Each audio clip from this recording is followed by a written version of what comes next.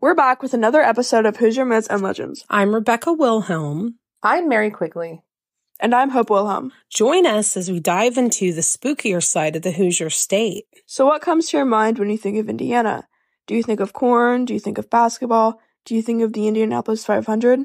Maybe you think of famous celebrities who were born in Indiana, like John Mellencamp or Michael Jackson. But as the saying goes, there was more than corn in Indiana. 92 counties make up the Hoosier state. In this podcast, we are going to discuss some Indiana folklore from each of these counties. If you are into tall tales, ghosts, or spooky legends, then this is a podcast you are not going to want to miss. Hi everyone, it's Mary here with our fourth creepy story. The Red-Haired Girl was written by Sabine Baring Gould and was part of a collection called A Book of Ghosts that was published in 1904. Sabine Baring Gould was born in England in 1834. He was an Anglican priest, a novelist, a folk song collector, and a scholar. His bibliography consists of more than 1,240 publications. That's a lot. He wrote many full-length novels and over 200 short stories. However, he is best remembered as being a writer of hymns, the most popular one being Onward Christian Soldiers, which I remember singing in church as a young child, so if you went to church as a little kid, I'm sure you probably heard this one. So turn the lights low, sit back, relax, and get ready to enjoy The Red-Haired Girl by Sabine Baring Gould.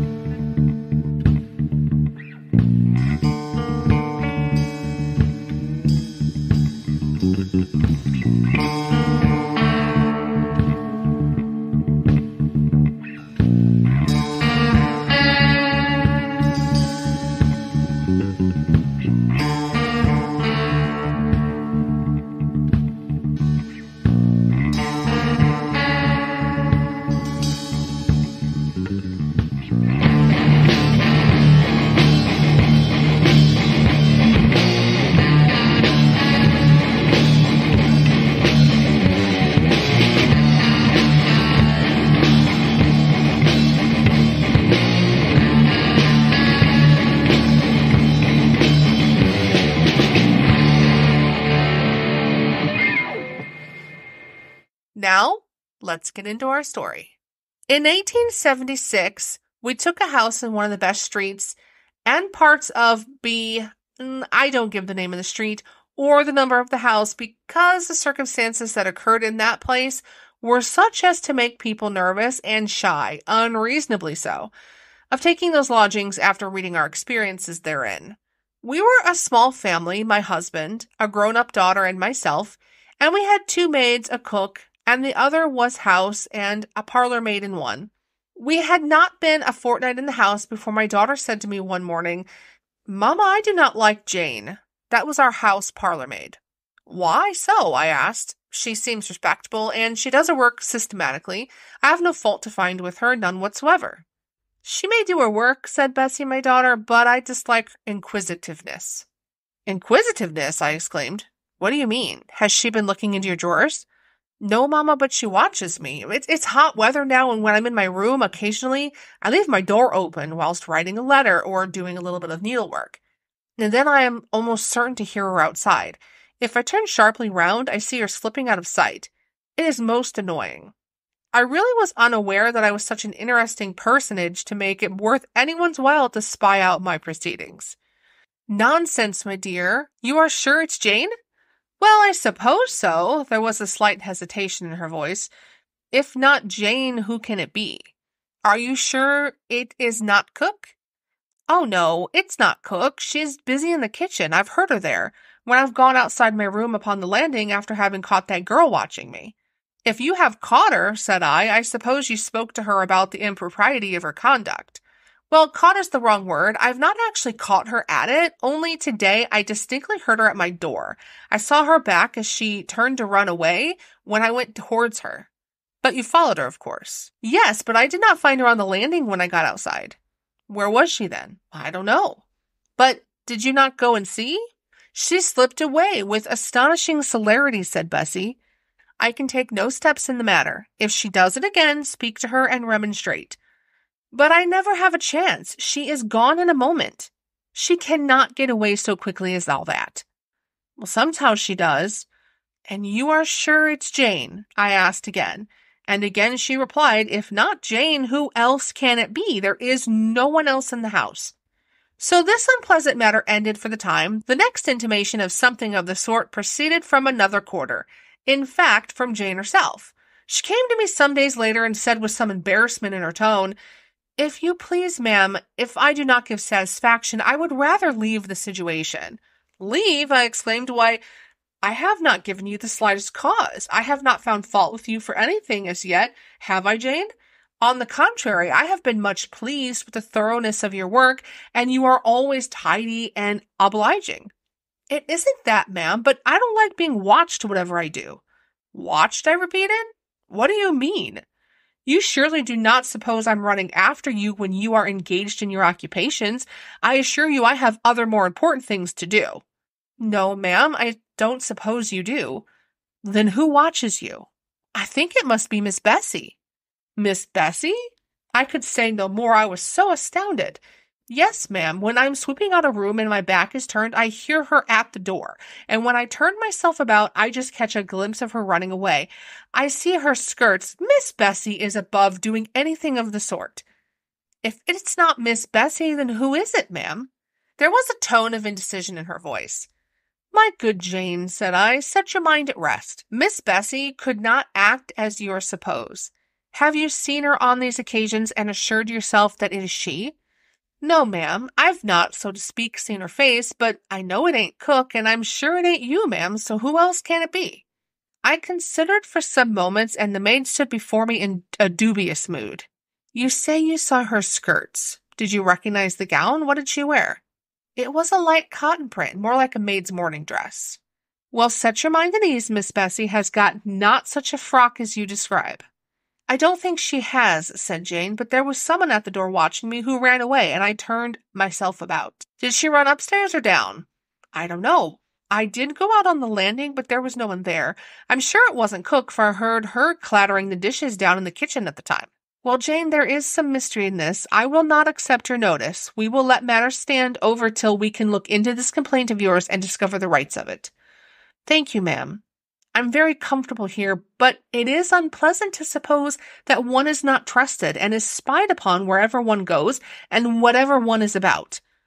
A week later, after dinner one evening, when Bessie and I had quitted the table and left my husband to his smoke, Bessie said to me when we were in the drawing room together, Mamma, it's not Jane. What is not Jane? I asked. It is not Jane who watches me. Who can it be then? I don't know. And how is it that you are confident that you are not being observed by Jane? Because I have seen her, that is to say her head. When? Where? Whilst dressing for dinner. I was before the glass doing my hair when I saw in the mirror someone behind me. I had only the 2 candles lighted on the table and the room was otherwise dark. I thought I heard someone stirring, just a sort of stealthy step I have come to recognize as having troubled me so often. I did not turn, but looked steadily before me into the glass, and I could see reflected therein someone, a woman with red hair. Then I moved from my place quickly. I heard steps of some person hurrying away, but I saw no one then. The door was open? No, it was shut. But where did she go? I do not know, Mamma. I looked everywhere in the room, and I could find no one. I have been quite upset. I cannot tell what to think of this. I feel utterly unhinged. I noticed at the table that you did not appear well, but I said nothing about it. Your father gets so alarmed and fidgets and fusses if he thinks that there is anything the matter with you, but this is a most extraordinary story.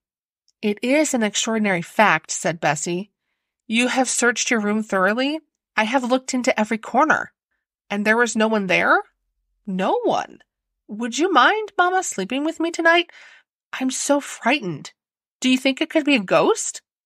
Ghost? Fiddlesticks. I made some excuse to my husband and spent the night in Bessie's room.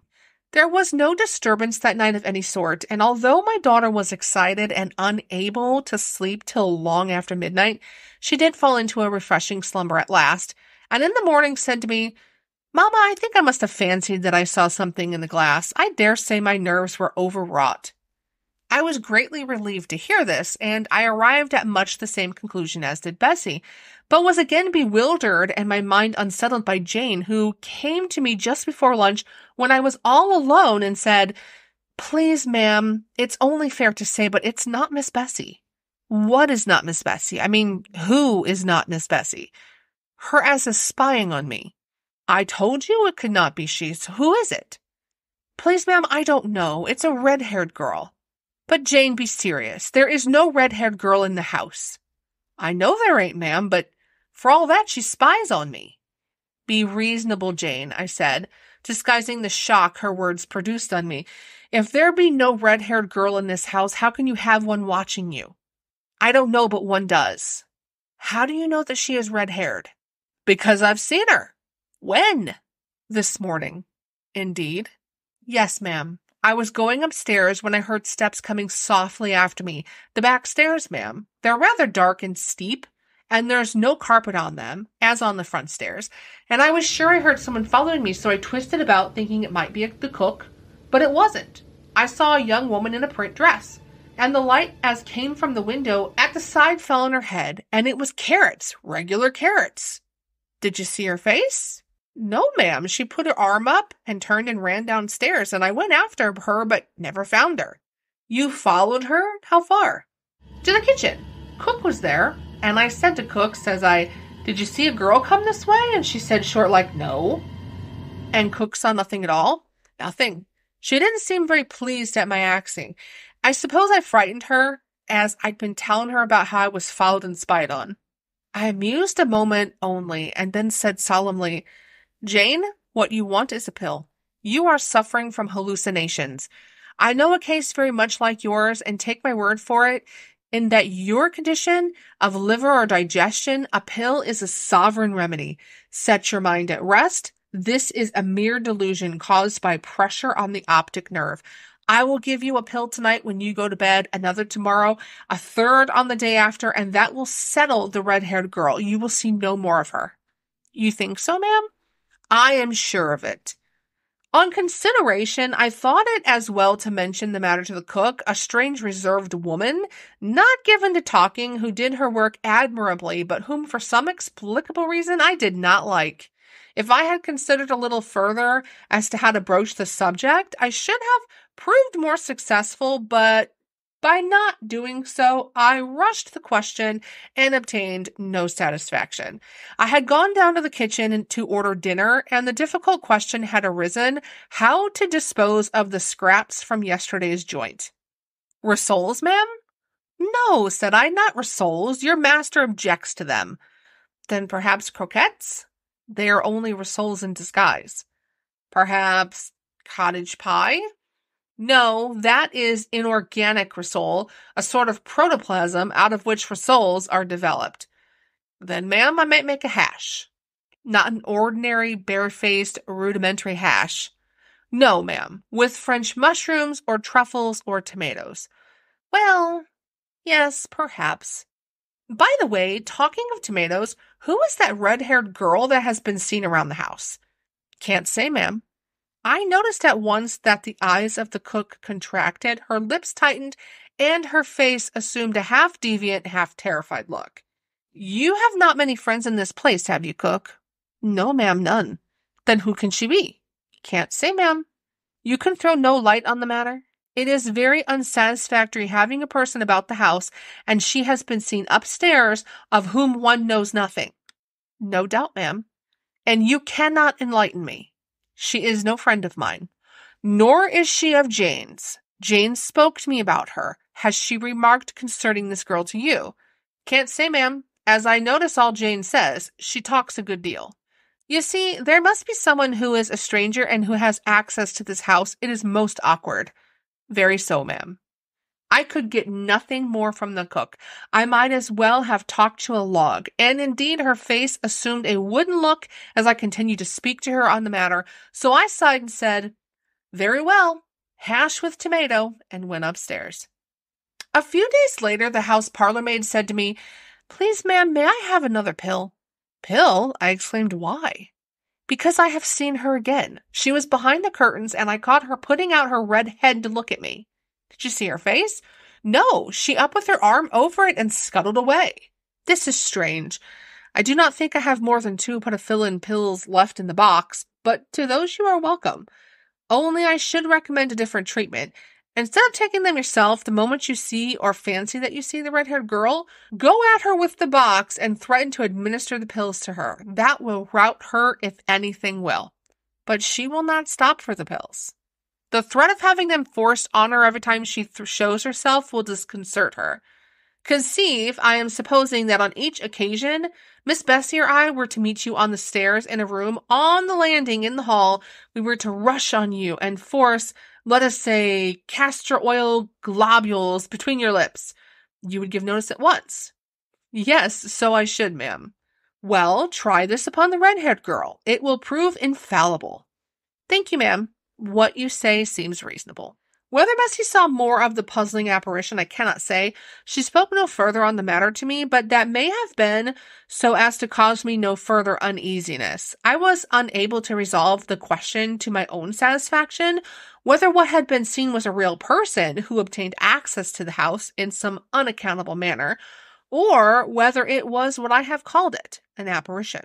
As far as I could ascertain, nothing had been taken away. The movements of the red-haired girl were not those of who sought to pilfer.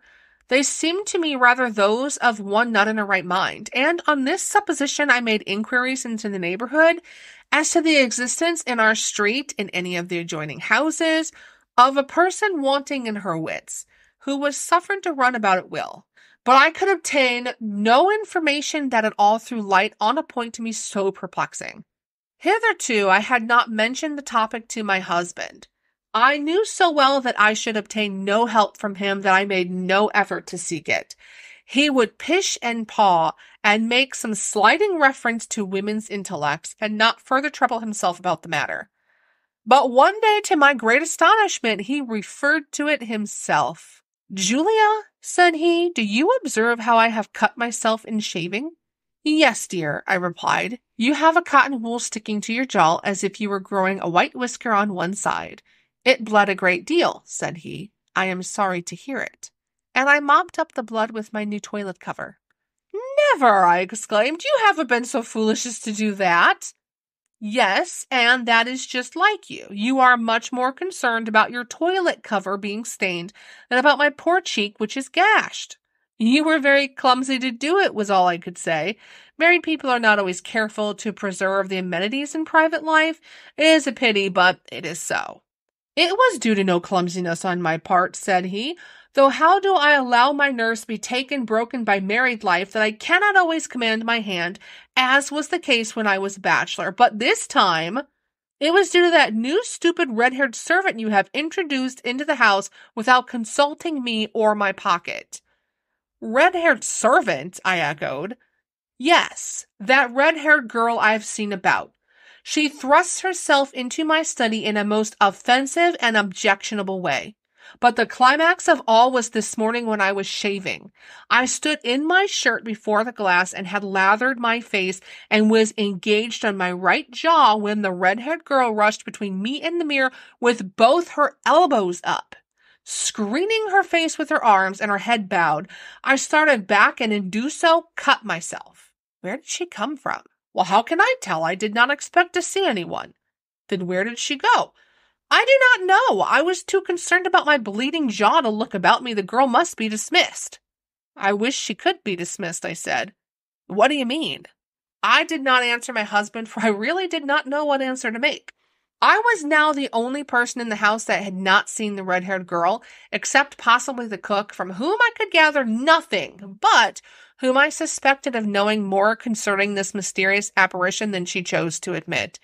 That what had been seen by Bessie and Jane was a supernatural visitant, I now felt convinced, seeing that it had appeared to the least imaginative and most commonplace of all individuals, my husband. But no mental process could he have been got to imagine anything.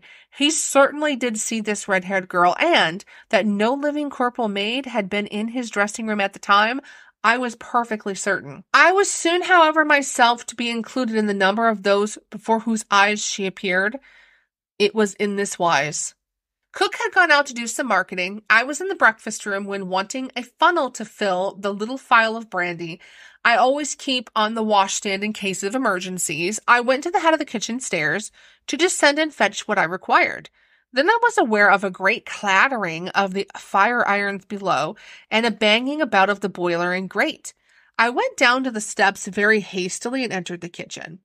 There I saw a figure of a short, set girl in a shabby cotton gown, not over clean, and slipshod, stooping before the stove and striking the fender with the iron poker. She had fiery red hair, very untidy. I uttered an exclamation. Instantly she dropped the poker and covered her face with her arms. Uttering a strange low cry, she dashed round the kitchen table, making nearly the complete circuit, and swept past me, and I heard her clattering up the kitchen stairs. I was too much taken aback to follow. I stood as one petrified. I felt dazed and unable to trust my eyes or my ears. Something like a minute must have elapsed before I sufficiently recovered to turn and leave the kitchen. Then I ascended slowly and, I confess nervously, I was fearful lest I should find the red-haired girl cowering against the wall, and I should have had to pass her. But nothing was to be seen. I reached the hall and saw that no door was open from it except that of the breakfast room. I entered and thoroughly examined every recess, corner, and conceivable hiding place, but could find no one there. Then I ascended the staircase with my hand on the balustrade and searched all the rooms on the first floor without the least success. Above were the servants' apartments, and I now resolved on mounting to them. Here the staircase was uncarpeted. As I was ascending, I heard Jane at work in her room. Then I heard her come out hastily upon the landing. At the same time, with a rush past me, uttering the same moan, went the red-haired girl. I am sure I felt her skirts sweep past my dress. I did not notice her till she was close upon me, but I distinctly saw her as she passed. I turned and saw no more. I at once mounted to the landing where was Jane. "What is it?" I asked. "Please, ma'am, I've seen the red-haired girl again, and I did as you recommended. I went at her rattling the pillbox, and she turned and ran downstairs. Did you see her, ma'am, as you came up?" "How inexplicable," I said. I would not admit to Jane that I had seen the apparition.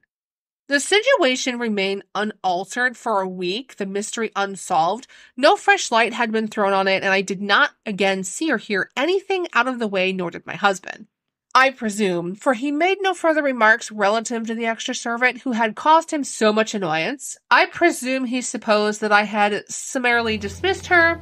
This I conjectured from a smugness assumed by his face, such as it always acquired when he had carried a point against me, which was not often. However, one evening abruptly we had a new sensation. My husband, Bessie, and I were at dinner, and we were partaking of the soup, Jane standing by, waiting to change our plates and remove the tureen when we dropped our spoons, alarmed by fearful screams issuing from the kitchen. By the way, characteristically, my husband finished his soup before he laid down the spoon and said, "Good gracious, what is that?" Bessie, Jane, and I, by this time, were at the door, and we rushed together to the kitchen stairs, and one after the other ran down them. I was the first to enter. I saw Cook wrapped in flames, a paraffin lamp on the floor broken, and the blazing oil flowing over it. I had sufficient presence of mind to catch up the coconut matting, which was not impregnated with the oil, and to throw it round Cook, wrap her tightly in it, and force her down on the floor where not overflowed by the oil. I held her thus, and Bessie succored me. Jane was too frightened to do other than scream.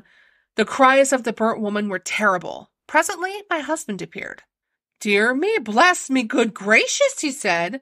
"You go away and fetch doctor," I called to him. "You can be of no possible service here. You'll only get in our way." "But the dinner." "Bother the dinner. Run for a surgeon." In a little while we had removed the poor woman to her room, she shrieking the whole way upstairs, when there we laid her on the bed and kept her folded in the coconut matting until the medical man arrived. in spite of her struggles to be free. My husband on this occasion acted with commendable promptness, but whether because he was impatient for the completion of his meal or whether his sluggish nature was for once touched with human sympathy, it is not for me to say. All I know is that so soon as the surgeon was here, I dismissed Jane with, "There, go and get your master the rest of his dinner and leave us with the cook." The poor creature was frightfully burnt. She was attended to devotedly by Bessie and myself till a nurse was obtained from the hospital. For hours she was one mad with terror as much as with pain. Next day she was quieter and sent for me. I hastened to her, and she begged the nurse to leave the room. I took a chair and seated myself by her bedside, and expressed my profound commiseration, and told her that I should like to know how the accident had taken place. "Ma'am, it was the red-haired girl did it." "The red-haired girl?" "Yes, ma'am. I took a lamp to look how the fish was getting on, and all at once I saw her rush straight at me, and I backed, thinking she would knock me down, and the lamp fell over and smashed, and my clothes caught, and... Oh, cook, you should not have taken the lamp. It's done, and she would never leave me alone till she had burnt or scalded me. You needn't be afraid. She don't haunt the house. It is me she has haunted because of what I did to her." "Then you know her." "She was in service with me as kitchen maid at my last place near Cambridge. I took a sort of hate against her. She was such a slattern and so inquisitive.